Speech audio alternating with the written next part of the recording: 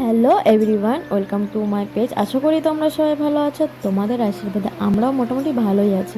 তো দেখতেই পাচ্ছ সবাই মিলে বেরিয়ে পড়েছি। তো আমাদের এখানে শুরু হয়েছিল শ্রী শ্রী 108 রামকৃষ্ণ গোস্বামীর একটা সপ্তাহব্যাপী অনুষ্ঠান। তো তিনি এসেছিলেন বৃন্দাবন থেকে। তো তাকে দর্শন করবো না সেটা তো হতে পারে না না। তো দেখো আমরা এসে গেছি, আর আসতে না আসতে এখানে বাচ্চারা হাতে তিলক নিয়ে ঘুরছে, যে যে যে আসবে তাকে আর কি পরানোর জন্য। তো এদিকে আমরা পরে নিয়েছি তিলক। তো আমাদেরকে কেমন লাগছে তিলক পরে অবশ্যই কমেন্টে জানিও। তো এখন চলে এসেছি, আর এসে দেখছি এখানে খুব একটা ভিড় হয়নি, কারণ গুরুজি এখনও পাটে আর কি বসেননি। তো সেই ভাবলাম যে সেই ফাঁকে একটু মাসি বাড়ির থেকে ঘুরে আসি। তো কাছেই মাসি বাড়ি।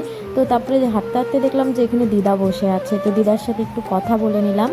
তো এই যে দিদার সাথে কথা বলে আমরা এখন যাচ্ছি মাসি বাড়িতে। তো দেখো এখানে দোকানপাট অনেক কিছু বসেছে। তো তারপরে এদিকে দেখো মাসি বাড়ির থেকে আমরা এসে পড়েছি, আর এখানে এসে ডিসাইড করছি যে আমরা কোথায় বসবো। তো তারপরে এই যে এখানে বসে পড়েছি, আর বসতে না মাসি বাড়ির থেকে আসতে না আসতে অনেকটা ভিড় হয়ে গিয়েছিল, যেহেতু গুরুজি পাটে বসে পড়েছিল। তো এই যে এখানে সবাই মিলে আমরা একসাথে এখানে বসেছিলাম। তো গুরুজির পাঠ কিভাবে হয় তো তোমরাও একটু শুনে নাও, তোমাদেরও খুব ভালো লাগবে। তো চলো একটু দেখে নাও।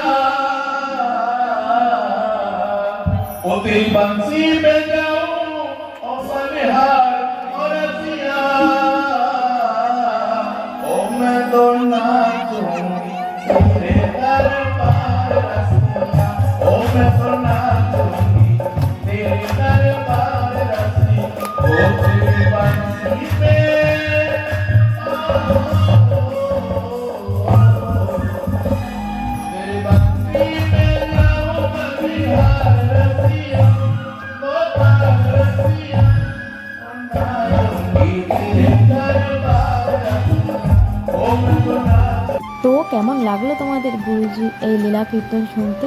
আসলে এটাকে লীলা কীর্তন না কি বেশ বলে ঠিক জানি না, বাট এত সুন্দর হয়, দেখলে মনে হয় কি দেখতেই থাকি, শেষ যেন না হয়। আর যারা নাচ করছে তাদেরকে তো দেখে মনে হচ্ছিলো যে আমিও জানি নাচ করি এরকম। আর ব্যাকগ্রাউন্ড মিউজিকটা, বাজনাটা এত সুন্দর, কি বার বলবো। তোমাদের কেমন লাগলো অবশ্যই কমেন্টে জানিও। তো তারপরে বাড়িতে আসার পালা, তো চলে এসেছি, আর যে যার মতো চলে গেছে। তো চলো আজকের ভিডিওটা এটুকু।